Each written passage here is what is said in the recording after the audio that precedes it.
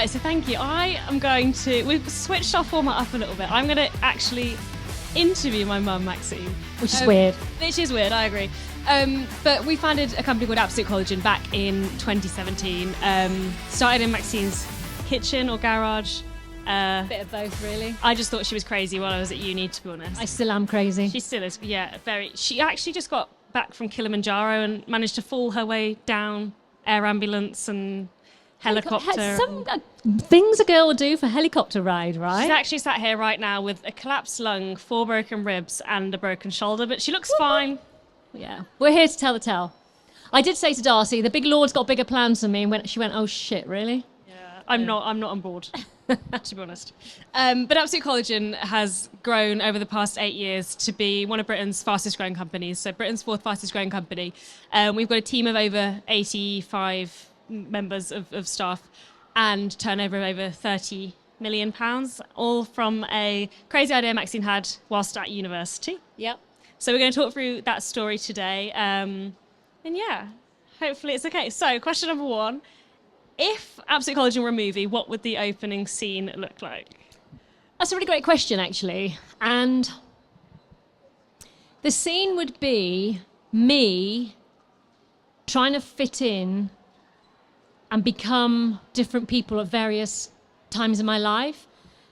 And literally just trying to be somebody for somebody else constantly. What does everyone need me to be? You know, who am I today? And I think that's a theme for a lot of women, especially, you know, and then suddenly finding out that all she had to be was herself. And the moment she stepped into herself, the world opened up to her. So that is what the opening scene would be. Not that I thought about that too much. So take me back to 2017. You're in your kitchen. How did you start the company? What was going on in your head then? Okay, so if I give you a bit of a backstory there. So I have absolutely no business experience whatsoever. I was a very happy stay-at-home mum, very privileged to be stay-at-home mum from age 25. I had 2 stepchildren. Then my husband and I went on to have Darcy and Margot.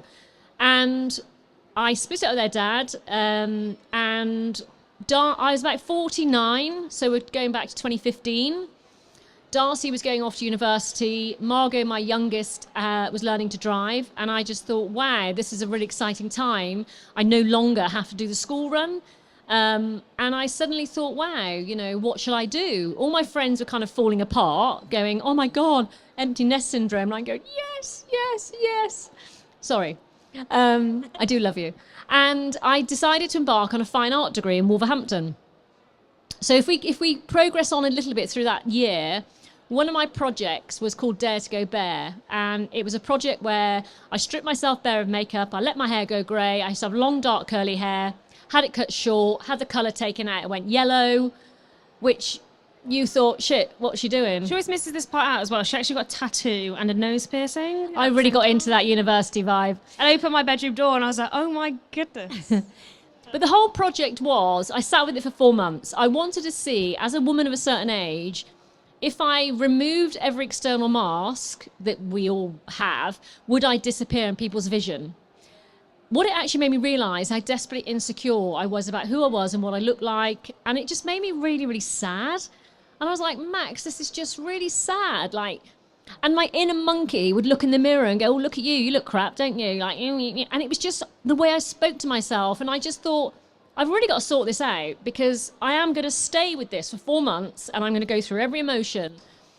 And what I did within that 4 months is, it's really weird that we created a skincare brand because I would sit on my bed every morning and I would put this make-believe onesie on, and that onesie was Maxine. And I thought, right, for the very first time in my life, I'm going to be me. Now, some women don't understand that, and some women will say to me, I've always been me, but I haven't. And I don't know if it's because I'm adopted, I don't know if it's about childhood, but I do see a lot of women that wake up every day and go, which hat does everyone need me to be today?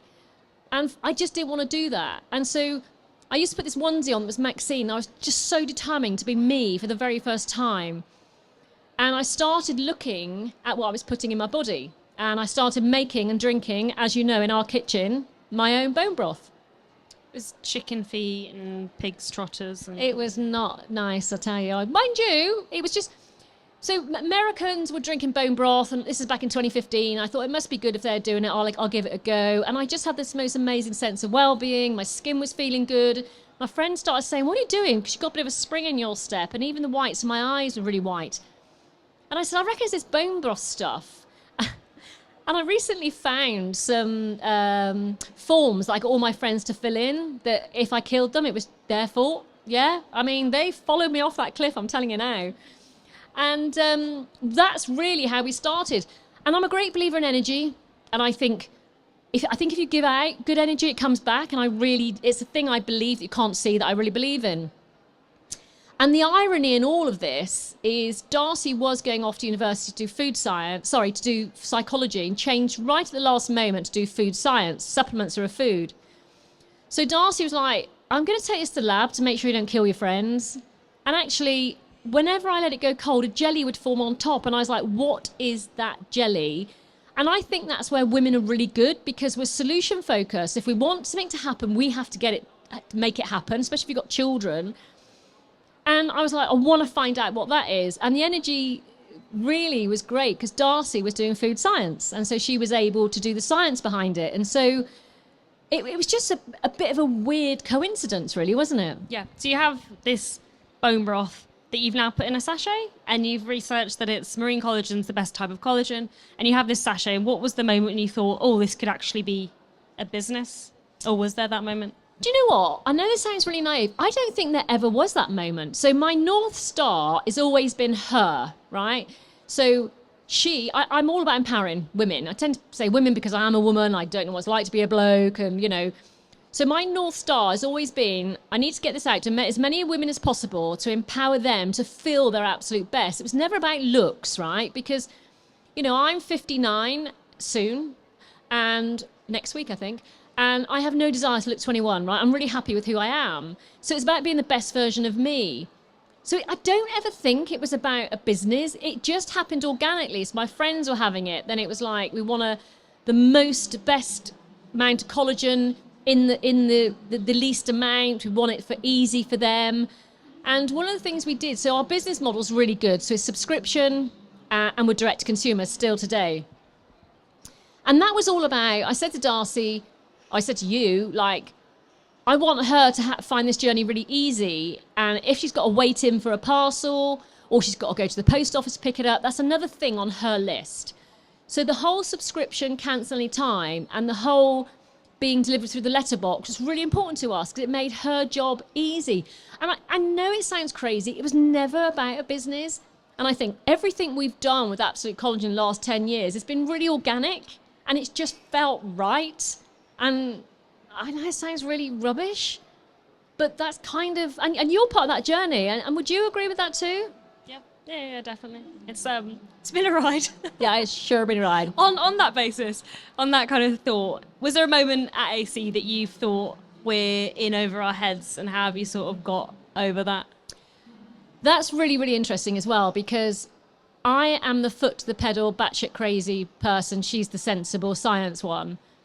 So I've never felt that. You probably have on numerous occasions. Personally and in business. Yes.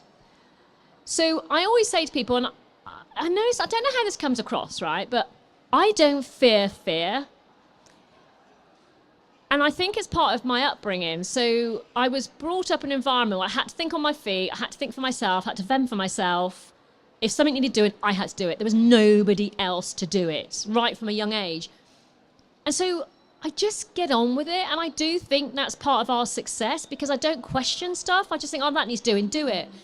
And I've always empowered my children to do this, because I remember Darcy doing a project at school once, and she said, oh, I think it was like 10% of the whole exam. And she said, oh, I think I'm going to put our family recipes together. I was like, oh, make a cookbook. And it was like, she looked at me, I was like, yeah, just make a cookbook, do it, you know. And she was like, oh, okay. And went off and did it. Put all it together, cooked 80 recipes, put the book together, found the publisher. So to me, I don't question stuff. I think if you want to do it, you do it, right? And I'm never sure how that comes across, because I just do stuff. I don't worry about it, which is kind of a bit frightening. That's why she fell down Kilimanjaro. Yeah. Just on the app. So obviously we're here for International Women's Day. You started Absolute Collagen at 49. I was 19. What's one piece of advice you'd give to women who think it's too late to start? That's a good question as well. And I don't think it's ever too late. And that's a real cliche. But I think we have wisdom. No matter what age you are, right? Whether you're bloody 17 or 79, you have something to offer somebody. Your tone of voice, like a 17-year-old will speak differently to a 79-year-old. That's great because there's always different audiences and different targets. And I would say just get on with it. And I think later in life is great because you don't have the responsibilities. My children left home. It was just me. Fantastic. I'm not saying leave your husbands and all of that, by the way. But your responsibilities are a little less and you do have experience on your side. And I think every woman and every person really has the ability to tune into their intuition. And I think a woman has that more, especially if a woman's had children, because you need to, walk into a room with your kids when they're 5 and 6 and think, have they got kids playing over for the day and what kid's happy, what kid's not? It's just something we need to do. And I think as you get older, you can tap into those things. I also think by a certain age, you know what you're not great at. And I'm not great at loads of stuff. A guy asked me a couple of years ago at a talk if you've got imposter syndrome. I said, no, I'm shit at loads of things and I'm okay with that. And it's knowing your strengths. It's knowing what you're good at and knowing what you're not good at. And the thing that I've always, always, always done is the things I'm not good at, which is a lot, is bring people in to strengthen my weaknesses. So taking back to the beginning of AC, Yeah. Obviously I was there, you were there, there was a guy called Brad there. Talk about the dynamics there, because I think a lot of founders think that they have to do it alone, but I think we were quite lucky and fortunate in the situation that we were in, that we had people we could trust. Yeah, so again, as I was saying, I was alluded to, I always reach out. I know I'm not great at things. My biggest asset is knowing what I'm good at and not good at. And so letting people get on with the job. And that Darcy said this earlier, I was doing a talk earlier today, it's really important so bringing people into the business, you're always going to need somebody. And I think if I'd have known everything the business needed on day one, I'd have been terrified. Like, oh my God, how am I going to do all that? But you grow with the business. And so I brought in a tech guy to build my website. I was never going to build the website. I found a digital person to do our digital marketing because it was never going to be me. And bringing really good people in. So making sure you do your homework on them, making sure you know they can do the job, and listen to that intuition. Can you trust them? And that sounds a bit wish-washy, but I have never been wrong. Never been wrong. And, bringing great people in. And as Darcy alluded to, when you bring a great person in to do a job that you can't do, you have to find the courage and the respect to hand them the reins. It's really bloody difficult, and not keep looking over their shoulder and allow them to make mistakes. Part of mistakes is life, right? And if you want your team to push boundaries and think outside the box, you're going to have to let them be themselves. And I think a lot of companies don't do that. You kind of alluded to a minute ago, what's one piece of advice or like a rule that you live by? Oh, always turn up as you. You are your biggest asset, regardless of what that looks like. And I spent 49 years hating who I was, hating what I stood for, just hating everything. And just because I was never me, I always fitted into somebody else's kind of plan. When I met your dad, it was like, oh, his life looks better than mine, I'll fit into his life. And I don't know if that's part of being adopted, because I've always done it, and I don't know. That's the only point of reference I got, but I do see women do it a lot.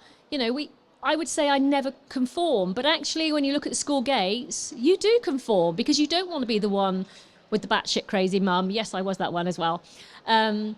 So I would say always, always turn up as you. Start looking in that mirror. I used to have a yellow Post-it note on my mirror at the beginning of my art degree saying, you are enough.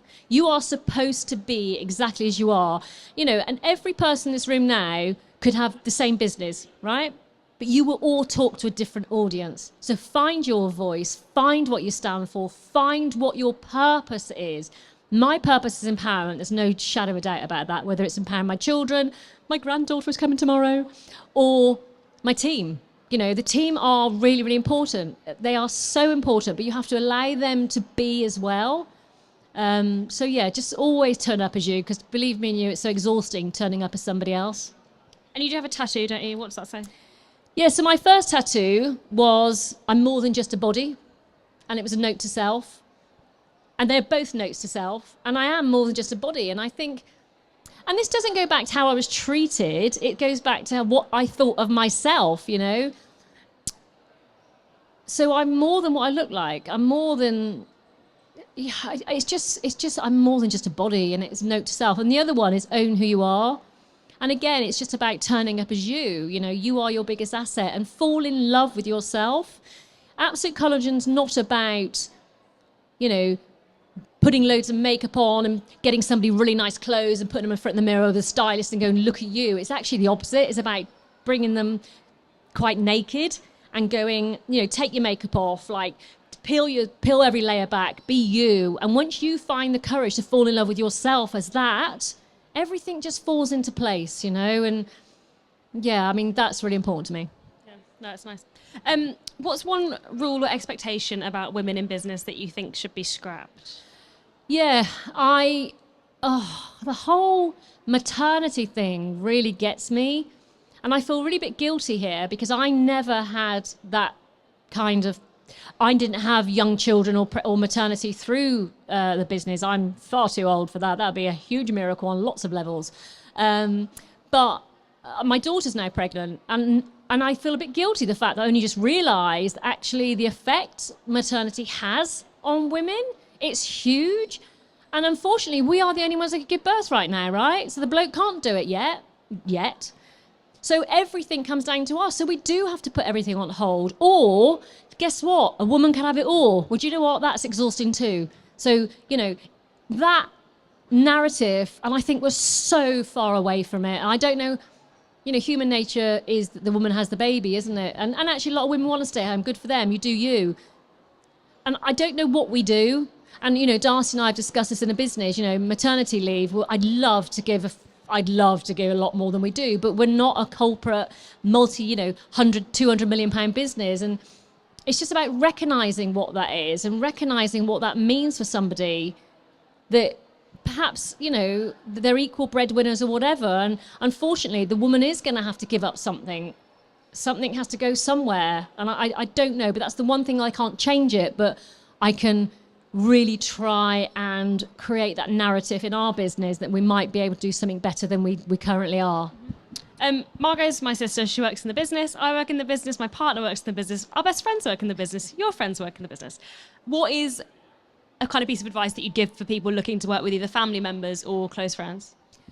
I think it's really important having different generations and different mindsets.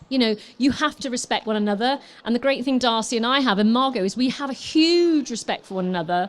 And sometimes you'll get to a crossroads in the business. And I used to get paralyzed by, oh my God, which way do I go? Do you know what? Sometimes either way might be okay. It's not, don't always get forced to be in this one position. And sometimes Darcy might want to take the business in a different direction, and that's okay. It's about listening to one another, respecting other people's decisions. And the different generations, different mindsets, they have different views, and that can really, really benefit a business. And I really think it's benefited our business. Yeah. No. We're going to have some time for Q&A in a minute, but I've got a couple of quick fire questions. If Absolute Collagen, all your life, to be honest, had a theme song, what would it be?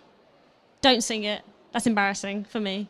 She's going to sing it. Brothers and sisters, when they say you're just not good enough, just look them in the eyes and say, I'm gonna do it anyway. I'm gonna do it anyway, because there's something inside so strong. I told her I was gonna really embarrass her today. She did, and I had no idea what she's going to do. Whoop, whoop. Oh, God. Yeah. She'll be really worried about the questions she asks me from now on. Yeah, I'm just going to delete some of them. What's the best business decision you've made and the worst? This is really interesting. The best business decision we made is the same as the worst decision we made, and it's taken investment. Ooh, spicy. Best because we never went for investment for money, and that sounds really bizarre. We went for a brilliant C-suite, great team.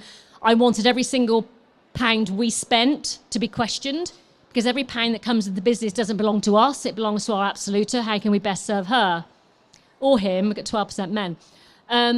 Sometimes it feels like it's the worst decision, because when you bring investment on, you're already set up for the next event. So an investor will come on with expectations. And so I still would do it again tomorrow. I still think it was right for Absolute Collagen and us. But we also can question that. And I think as we've grown through the business, it's knowing that when you take investment, and I will say this to anybody looking for investment, whether it's £1,000, 100,000 or 100 million or whatever you're looking for, you have the power. Your investor needs to spend money. They are looking for you. So never go with cap in hand. You have the asset that they want. And you kind of run the narrative too. So one thing I've learned about my investor is I can really challenge him and question him. So yeah, it was the best, I would say best here, the worst sometimes here, but I'm learning to question that. And I'm still growing as a founder as well. So I'm still questioning, and I always will do, I guess. What's one guilty pleasure you have about running a business? My guilty pleasure about running business is I'm off the hook. I got great people. So, and I do feel that's a guilty pleasure. We've got a team of fantastic people, and we brought a CEO in a couple of years ago, our decision, and people say to me, what title do you want? I said, I don't want a title, because what comes with the title is responsibilities. And so I just do basically what I want. And my son-in-law said to me, they took me on a holiday to Ibiza last year, and for my birthday, and he said... Off season, not... Off season, yes. Oh, God, yeah, I wasn't dancing on tables. And, although that might be a case. And he said to me, if you could have any job in the world, Maxine, whose would it be? And I went, Maxine Laceby's. If you could have any job in the world, Richard, what would it be? And he went, Maxine Laceby's. And so I think my guilty pleasure, I've created a really niche role for myself where I don't have too many responsibilities, and I'm okay with that. Thank you. Does anyone have any questions? Do you want that? I'll walk. I think this will work over here. Hi both, thank you so much. Maxine, I really admire you and what you've achieved. I'm a business owner. My company's called Successful Mums Career Academy, and we support women back to work or to start their own business. So I'm just wondering, who do you admire and why? Do you know, it sounds like a cliche, but what I will say is I admire every single woman that's gone before me to make my journey possible, because they've had to fight really friggin' hard, right? And it sounds really boring. I admire my children. My children will question me. They're the only people in the world I listen to. So since they've been 13, they've called me Maxine because I don't listen to mum. And as soon as they say Maxine, I'm like, what? And they're the only people I listen to. And I learn from them every single day. So there's lots of women. Every woman that's gone before me and my children, which is a bit boring, but I've got to be honest. Yeah. Thank you. So you spoke a lot about growth, and it sounds like you kind of went through this radical growth. If you had to pick one thing that was probably most transformative, like which area do you feel you grew the most in? I think we'll probably both answer this, because Darcy and I have different we're very different in the business. What I would say is the thing that was most transformative for us, and this sounds really counterintuitive, when our digital marketing took off and we were selling, ching, ching, ching, ching on Shopify, I used to now and again phone my digital marketer up and say, can you stop acquiring customers for a period of time? I just wanted to check every single system because I never want her to be let down. And she was like, I've never heard that before. No one's ever told me to stop acquiring. But for me, it was about just keeping check, making sure everything's still okay, making sure it's watertight and we're doing all the right things. What would you say, Darcy? There's a few fundamentals as to why Absolute Collagen is successful. One of them, direct to consumer. We were able to educate in a market that was really nascent and no one knew what collagen was really back in 2017. The subscription economics are really profitable. So we're kind of 85% of our revenue comes in on subscription. And then the third part of that is the community build, and really built that through marketing on Facebook and Instagram. But yeah, And I would say listening to your intuition. So when we first started, we were told we needed to be in store, we needed the backing of a big brand, and it was like, no, I knew I wanted a direct relationship with her, and the only way I could do that was going direct. And I went against what everyone else said. We both did, because it felt right. And that sounds a bit fluffy, but if something feels right, and I don't know if it would work now, I think it's a very different landscape now. We were successful. Instagram made us. Facebook, actually. Back in sort of 2017, it's crazy to see how the landscape's changed. But direct consumer for us, we're still direct consumer today. And fundamentally had a product that does really work. Yeah. I think that was like a key part. Yeah, and I was chatting to somebody else earlier about this. Our product works, there's no doubt about it. We've done the biggest clinical trial on collagen, and we knew it worked. We wouldn't be here if it didn't work. But if you've got a product or you've got a service, it's not quite working, tweak it. If you believe in it and there's something, just tweak it, make it work. But you have to believe in it yourself. 100%. I always think about Huel. Huel I like Huel, by the way. I'm not slating Huel, but it's just Slim Fast rebranded, really, isn't it? There's so many examples of things. Very like that. interesting. And cool marketing. So branding is really important. That's a really good, interesting analogy, actually, Darcy. If Huel is Slim Fast rebranded, who would buy Slim Fast and you would buy Huel? Yeah, it's just the branding is cool, right? If you bought Slim Fast, you might hide it. If you bought Fuel, you'd be drinking it. So yeah, interesting. Hi, I wanted to ask a question about maybe later in life, I wanted to start a business, but you guys have a business with your family and your friends.